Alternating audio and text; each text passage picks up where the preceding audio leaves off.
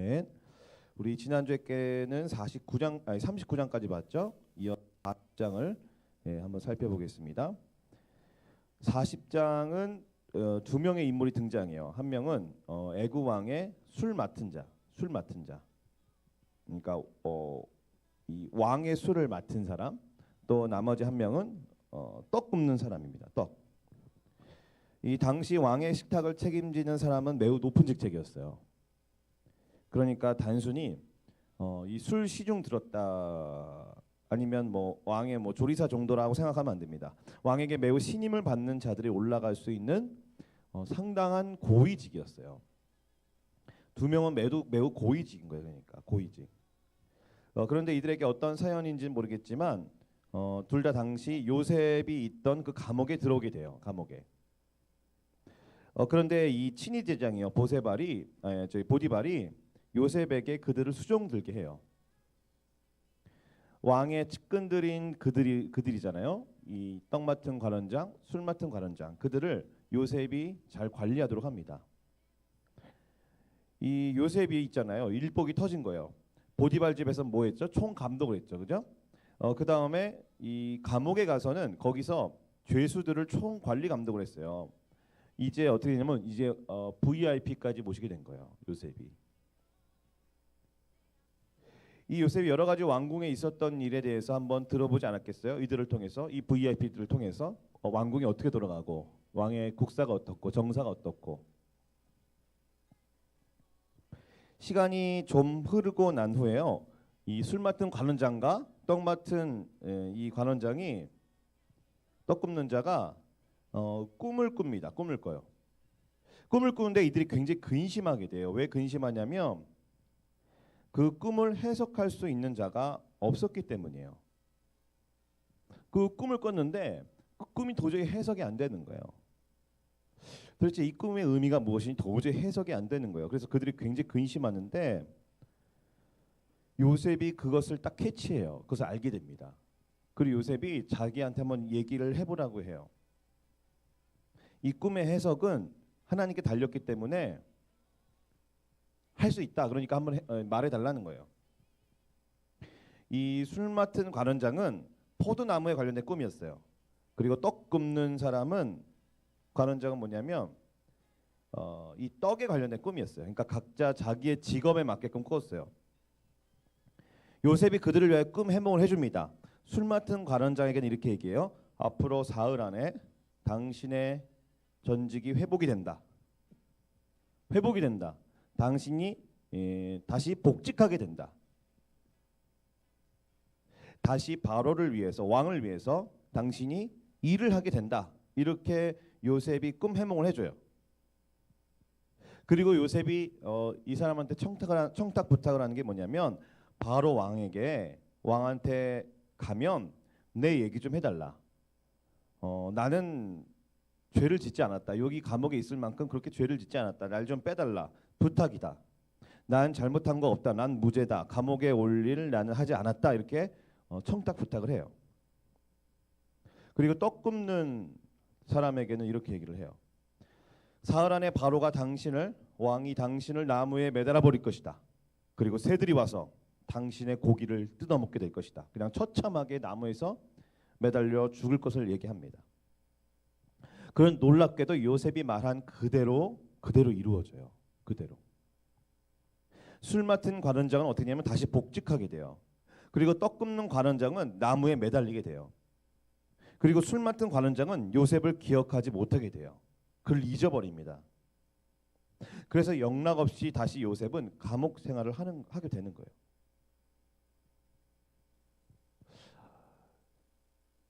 이것도 다 하나님의 뜻 가운데 있는 거예요.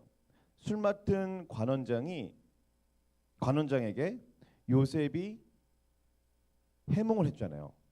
그것도 하나님의 은혜인 것이고 요셉이 간절하게 부탁했던 내용들을 잊어버린 것도 하나님의 뜻 가운데 있는 거예요. 그가 잊어버리지 않고 바로 왕에게 말을 잘 해줬으면 아마 요셉이 감옥에서 즉각 풀려났을 거예요. 이해 갔죠? 이 요셉의 청탁을 잘 들어서 왕한테 얘기해줬으면 요셉의 억울함을 대신 왕한테 잘 이야기해줬으면 요셉이 감옥에서 바로 풀려났을 거예요. 그러면 어떻게 되냐면 요셉이 훗날의 총리가 되는데 그 나라의 총리가 될 수 없어요. 다시 요셉이 고향으로 무사 귀환할 수는 있겠지만 나라를 위해서 국가를 위해서 큰 일을 할 수가 없어요. 요셉이. 그러니까 모든 것이 다 하나님의 뜻 가운데 있는 거예요. 우리가 어떤 일을 당할 때 실망할 필요가 없어요. 사람들한테 서운할 것도 없습니다. 친구들에게 야속한 마음을 품을 필요가 없어요. 그래서 여러분 우리 주변 사람들은 항상 우리를 위해 있지 않아요. 다 우리 편이 아니에요. 그래서 정말 중요한 것은 모든 순간순간 환경과 상황 위에 계신 하나님을 바라보고 하나님을 의지하는 것이 바로 중요한 거예요. 믿을 사람은 하나님밖에 없어요. 세상에는 우리 편이 없어요.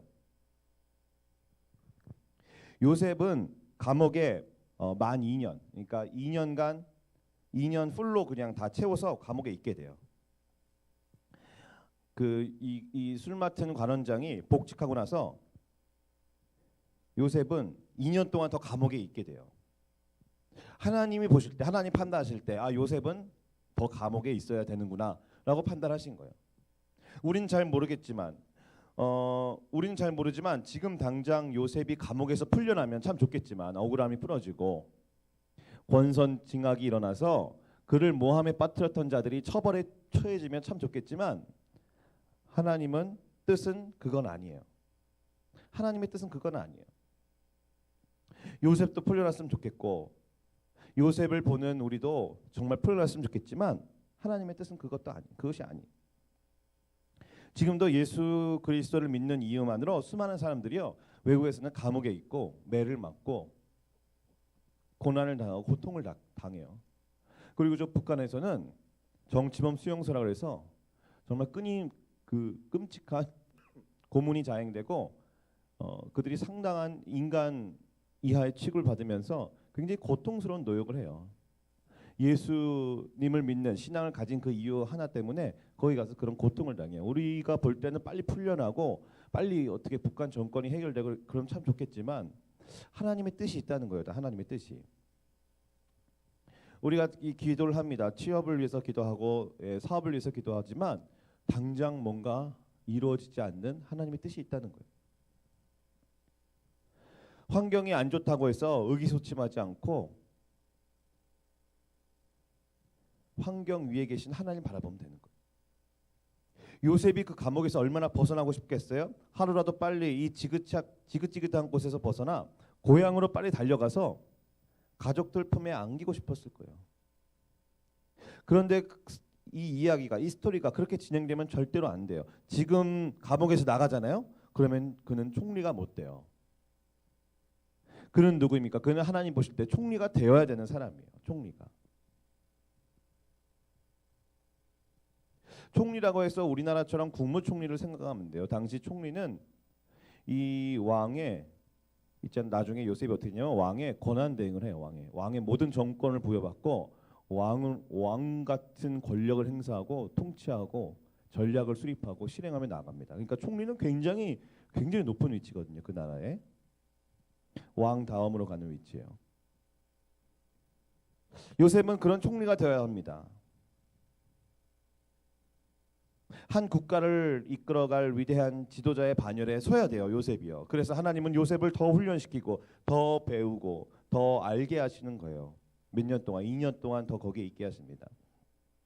요셉이 더 총리가 되기에 합당한 인물로 만드시려는 하나님의 계획 가운데 있는 일이에요. 우리도 우리가 원하는 대로 되지 않는다고 해서 낭망할 필요가 없습니다. 내가 이 힘든 상황을 벗어나기 위해서 아무리 몸부림쳐도 안 될 일이 참 많아요. 기도해도 시련이 닥칠 수 있습니다. 장밋빛 인생만이 펼쳐지지 않아요. 도와달라고 사람들에게 외치고 수단 방법 가리지 않고 이 어려운 상황과 고난을 모면해 보려고 발버둥치는데 전혀 요지부동인 현실이 닥칠 수 있어요. 내가 볼 때 지금 당장 이곳에서 빠져나가는 것이 내 인생을 위해서 참 도움이 될 것 같은데 그렇지가 않아요. 그거는 순전히 내 개인의 생각일 뿐이에요. 하나님의 생각은 다른 거예요. 하나님께 기도하여 예를 들었어요. 기도에 응답하심으로 직장에 취업했습니다. 그런데 도저히 일이 나한테 맞지가 않아요. 그리고 내 인생에 전혀 그 일이 도움이 되지 않을 것 같아요. 나한테 손해일 것 같고 빨리 이 자리를 벗어나 더 좋은 곳으로 가고 싶어요. 하지만 그것이 뭐 요셉처럼 지금의 요셉처럼 2년이건 아니면 3년이건 하나님이 이동하라고 움직이라고 옮기라고 나가라고 사인이 있기 전까지는 그곳에 있어야 돼요. 좀 더 나은 기회가 생기기 전까지, 다른 길이 열리기 전까지 하나님이 거기 있으라고 할 때까지 있어야 돼요. 이유는 뭐냐면 아무도 몰라요. 하나님은 아세요. 내가 지금 그 직장에서 일하고 있는 이유는 우리도 잘 몰라요. 하나님의 계획 안에 있는 거예요. 사람들은 성공하고 싶어 합니다. 무언가를 이루고 싶어 해요. 그래서 부단히 계획을 세우고 실천합니다. 성취하고 싶어 해요. 그래서 혹 달성하기도 합니다. 그렇다면 우리는 어떻게 성공적인 인생을 살아야 됩니까? 예수 그리스도를 믿고 하나님께 기도하는 크리스천들에게는 어떤 인생이 성공적인 인생이에요? 어떤 인생이? 먼저 기도하는 거예요. 기도하는 거예요. 하나님과의 관계를 먼저 바로 하는 거예요. 예수 그리스도를 믿는 거예요. 그리고 그분의 이름으로 기도하는 거예요. 예수님의 이름으로 기도하는 거예요. 앞이 안 보이는 나의 불안정한 미래를 놓고 기도하는 거예요. 그분께 내 인생을 맡기는 거예요. 내 진로를 맡기는 거예요. 내 앞길을 맡기는 거예요. 맡기는 게 구체적인 행위로 드러나는 것이 뭐냐면 기도예요. 기도. 하나님, 내가 정말 어떻게 할지 모르겠습니다. 앞길이 막막합니다. 어떻게 살아야 할지 모르겠습니다. 어디로 가야 할지 모르겠습니다. 어떻게 학교를 갈지 모르겠습니다. 어떤 직장에 갈지 모르겠습니다. 그래서 기도하는 거예요. 하나님, 내 불안정한 미래를 하나님 받아주시고 선한 길로 하나님 원하시는 길로 이끌어 주시고 인도해 달라고 그분께 맡기고 기도하는 거예요. 기도하는 거예요. 기도하는 게 뭐예요? 그분께 맡기는 거예요. 나라는 것이 주체가 되지 않고 하나님이 주체가 되시는 거예요. 예수가 내 인생의 주인이 되는 거예요. 그분께 기도하며 동시에 우리는 공부하고 또 취업을 준비합니다. 그리고 그분의 인도하심에 따라서 우리는 학교에 가고 취업을 하고 사회생활을 하고 또 교회생활을 하고 하나님이 시기적절하게 하나님의 나라를 위해서 적어도 최소한 한 가지 이상은 무언가 기여할 수 있도록 우리의 길을 인도하여 가시는 거예요. 이 모든 것이 다 누구의 손에 달려 있냐면 다 하나님의 손에 달려 있는 거예요. 하나님의 손에. 나의 판단을 죽이는 거예요. 나의 생각을 죽이는 거예요. 이것이 하나님의 인도하심이라고 확신이 들면 버티는 거예요. 기도해서 하나님께 기도해서 하나님이 직장을 주시고 취업을 주셨다면 그 자리를 버티는 거예요. 그 자리를 인내하는 거예요. 그 자리를 견디는 거예요. 견디는 거예요. 우리는 몰라요. 내가 왜 거기 있는지 우리는 아무도 몰라요. 하나님은 아시는 거예요. 하나님은 아시는 거예요. 하나님은 아시기 때문에 우리는 모르지만 우리가 거기 있어야 될 하나님만의 뜻이 있는 거예요. 하나님의 뜻이 있는 거예요. 내가 지금 다니는 그 직장에 있어야 하는 하나님의 뜻이 있는 거예요. 지금 취업을 위해서 준비합니다. 기도합니다. 그래서 하나님이 이 취업을 주시고 직장을 주시면 우리는 잘 몰라요. 근데 하나님의 뜻이 있는 거예요. 그렇기 때문에 이것이 내 인생에 불리할 것 같고 이것이 내 인생을 더 어렵게 할 것 같고 이것이 하루라도 이 자리를 벗어나고 싶은 마음이 너무나도 많지만 이것을 기도함으로 극복해 나가는 거예요. 극복해 나가는 거예요. 왜냐하면 이것이 기도하여서 받은 거기 때문에 내가 스스로 내가 결정한 것이 아니라 내가 기도해서 받은 거기 때문에 하나님 주신 거라는 믿음으로 그 자리를 버티는 거예요. 나한테 불리하고 연봉이 안 맞고 환경이 안 맞고 조건이 안 맞아도 그 자리를 묵묵히 버티는 거예요. 인내하는 거예요. 견디는 거예요. 그리고 거기서 어떻게 하냐면 거기서 최선을 다하는 거예요. 최선을 다하는 거예요. 요셉은 어디서나 항상 최선의 삶을 살아갔어요. 요셉은 마치 불꽃 같은 인생을 살아갔어요. 있잖아요. 우리가 오해하는 게 있어요. 럭셔리한 그 사무실과 고급스러운 책상들과 대리석이 있는 사무실에서 그런 곳에서 불꽃처럼 살아가는 게 아니에요. 인생은. 그 인생의 불꽃은 그런 데 달려 있는 게 아니에요. 그것은 다 드라마에서 만들어낸 얘기고 다 영화에서 만들어낸 얘기예요. 그런 데서 일하기까지 또 과정이 있는 거예요. 그러니까 중요한 것은 그런 데서 일하는 것이 중요한 것이 아니라 우리가 요셉처럼 노예로 팔려가고 우리가 요셉처럼 감옥에 있어도 우리가 요셉처럼 마치 있잖아요. 우리의 의지와 상관없이 우리에게 마치 막 끌려다닌 것 같은 그런 참 열악하고 불합리하고 안 좋은 그런 상황과 환경 속에서도 그곳에서도 불꽃처럼 살아가는 거예요. 요셉은 나름대로 노예로 팔려가도 감옥에 있어도 그곳에서 선한 영향력을 미칩니다. 그곳 사람들을 위해서, 거기를 위해서, 그 공동체를 위해서, 그것이 감옥이든 그것이 저택이든 그곳을 위해서, 그곳에 일하는 사람들과 그곳에 들어온 그 죄수들을 위해서 여러모로 기여하면서 살아가요. 기여하면서 살아가요. 어떤 목사님이 호주에 갔는데 억울하게 감옥에 들어가게 됐어요. 감옥에. 그래서 이분이 어떻게 했냐면 그 감옥을 변화시켜놨어요. 변화시켜놨어요. 그 죄수들이 너무나 게을렀대요. 그런데 이분이 이제 식당을 맡으면서 그 감옥에서 이 식당을 맡으면서 적소 시기 딱 적절하게 타임라인을 맞추고 하면서 이 죄수들을 그렇게 부지런하게 만든 거예요. 빨리 일을 마치고 모두 다 쉴 수 있게끔 그렇게 모든 시스템을 만들어 버린 거예요. 그래서 거기 있는 사람들이 너무나 은혜를 많이 받고 그곳에 있는 그 교도관들도 너무 이분한테 이 목사님한테 너무 감사하게 생각한 거예요. 비단 수천 년 전에 요셉뿐만 아니라 지금도 이런 일들이 일어나고 있어요. 우리 크리스찬은 어디서든 다 불꽃 같은 삶을 살아가는 사람들이에요. 불꽃 같은 삶을. 그것이 감옥에 있을 수도 있고 아니면 감옥과 같은 환경일 수도 있어요. 그것이 노예로 팔려간 것일 수도 있고 아니면 마치 노예로 팔려간 것일 수도 있어요. 하지만 요셉은 어디서든 상관없이 그는 불꽃처럼 인생을 살아가요. 불꽃같이. 오늘 본문의 말씀 또한 요셉이 누군가를 도와준 장면이 나왔어요. 왕의 최측근 VIP를 섬깁니다. 그리고 그들이 고민에 빠졌을 때 근심이 가득할 때 그들의 꿈 해몽을 해주잖아요.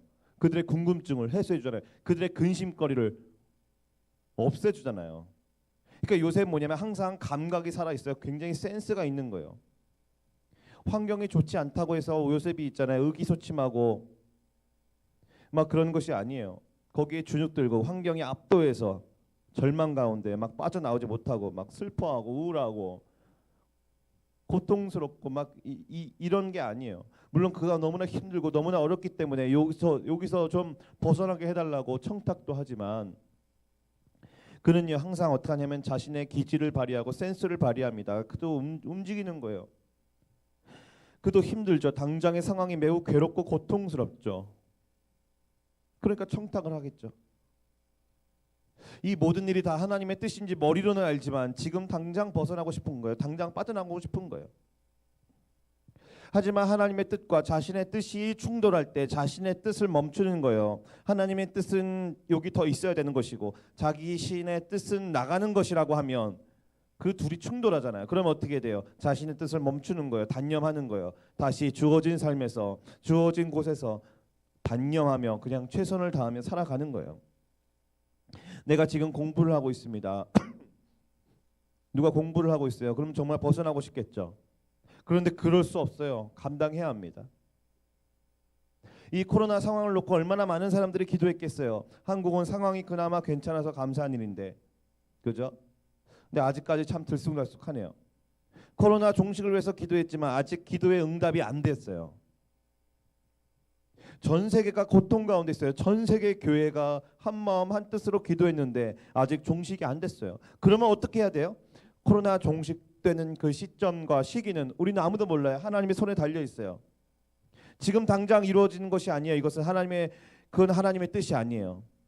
그러기에 우리는 이 상황을 잘 버텨야 돼요. 잘 인내해야 돼요. 이 상황을 통해서 우리는 뭔가를 배워야 돼요. 우리 뭔가를 알아가야 하고 우리를 돌아봐야 돼요.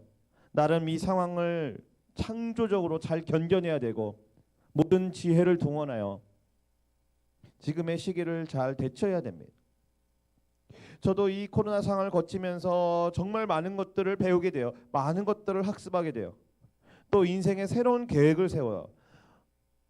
그런 비전들을, 좀 더 나은 비전들을 수립하게 되는 거예요. 이 모든 것이 다 하나님의 손 안에 있는 거예요. 이 코로나에. 요셉이 감옥에 들어온 것도 하나님의 뜻 가운데 있어요. 그리고 술 맡은 관원장이 감옥에 들어온 것도 하나님의 뜻 가운데 있어요. 또 요셉에게 그 사람을 관리하도록 그 경호실장이 따로 지시한 것도 하나님의 뜻 가운데 있어요. 해몽하기 어려운 꿈을 꾼 것도 하나님의 뜻 가운데 있어요. 또 마치 요셉이 그 꿈을 해석한 것도 하나님의 뜻 가운데 있어요. 그리고 그 사람의 관직이 회복되어 복직이 되는 것도 하나님의 뜻 가운데 있어요. 그리고 복직되자마자 요셉을 잊어버린 것, 새까맣게 까마득하게 잊어버린 것도 하나님의 뜻 가운데 있어요. 하나님은 어디 계십니까? 그러면 눈에 안 보인다고 해서 하나님은 안 계십니까? 그렇지 않아요. 하나님은 모든 곳에, 우주와 지구와 모든 곳에 하나님은 계세요. 이것을 무소부재라고 하고 이것을 편재라고 합니다. 증거가 뭡니까? 증거가 우리가 만나는 한 사람 한 사람, 흔히들 인연이라고 말하는 그것이 하나님이 살아계시다는 가장 확실한 증거예요. 무심코 일어나는 우발적인 상황들이 아니에요. 나의 친구들, 교회 사람들, 직장에서 만나는 사람들, 학원과 학교에서 만나는 친구들과 선생님, 그리고 내가 태어난 나라 대한민국, 이 모든 것이 하나님이 살아계시며 하나님이 나를 위해 무슨 일을 하고 계신다는 확실한 증거가 되는 거예요. 하나님이 보이면 내가 믿겠다라고 이야기할 수 없어요. 하나님은 이미 하나님이 살아계시다라는 증거를 교회에 보여주셨어요. 그리고 우리가 일상생활에서 만나는 모든 사람들 통해서 하나님은 여전히 살아계시다라는 증거를 보여주고 계시는 거예요. 요셉처럼요. 요셉처럼 하나님은 사람들을 통하여 나를 여기저기로 옮기십니다. 그리고 또 훈련시켜요. 그리고 또 학원도 보내주시고 또 공부도 시켜주시고 여러 가지 하나님은 일을 하시는 거예요. 물론 우리한테 굉장히 좋은 사람만 있는 것이 아니에요. 때로는 우리를 억울하게 하는 사람까지 다 포함되어 있습니다. 우리를 매우 힘들게 하는 사람까지 다 포함이 되어 있어요.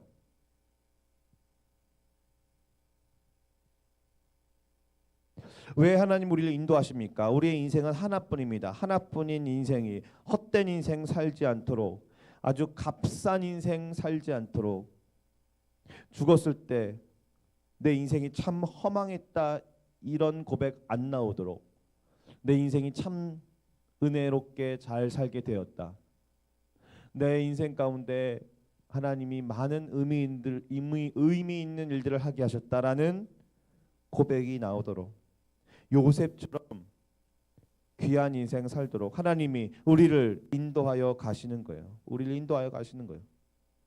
이 사람 저 사람 만나게 하시는 거예요. 이런 환경 저런 환경 만나게 하시는 거예요. 다 겪게 하시는 거예요.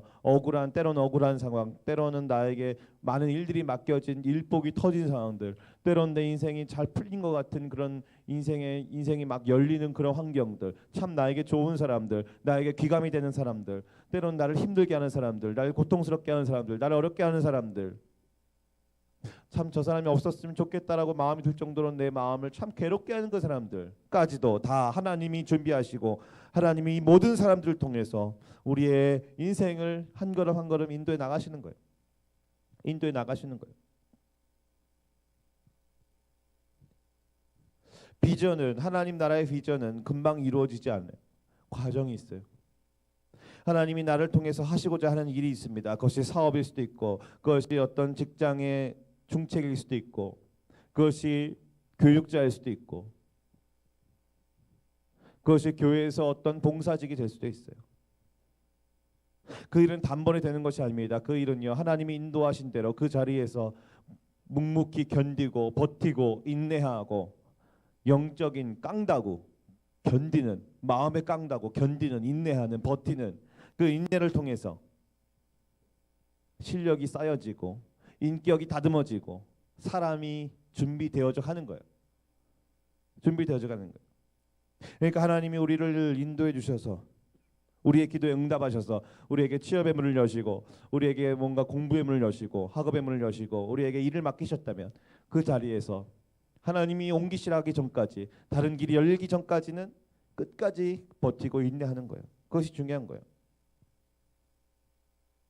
새롭게 학원을 가더라도요, 그 학원에서 뭔가를 얻을 때까지는 그냥 버티는 거예요. 견디는 거예요. 여러분, 우리 인생이 귀합니다. 우리가 왜 귀합니까? 하나님은 우리 한 명 한 명을 위해서 하나님의 아들이 한 명 있어요. 그 아들 한 명, 그 아들 한 명까지 우리를 위해서 보내어 주시고 그 아들을 십자가에 못 박혀 죽임 당하도록 하신 거예요. 예수님과 그 아들 예수님과 우리를 맞교환하신 거예요. 예수는 버리시고 우리는 하나님이 받아주신 거예요. 한 사람의 가치는 이만큼 귀한 거예요. 하나님의 아들이 죽을 만큼 이토록 귀한 것입니다. 여러분,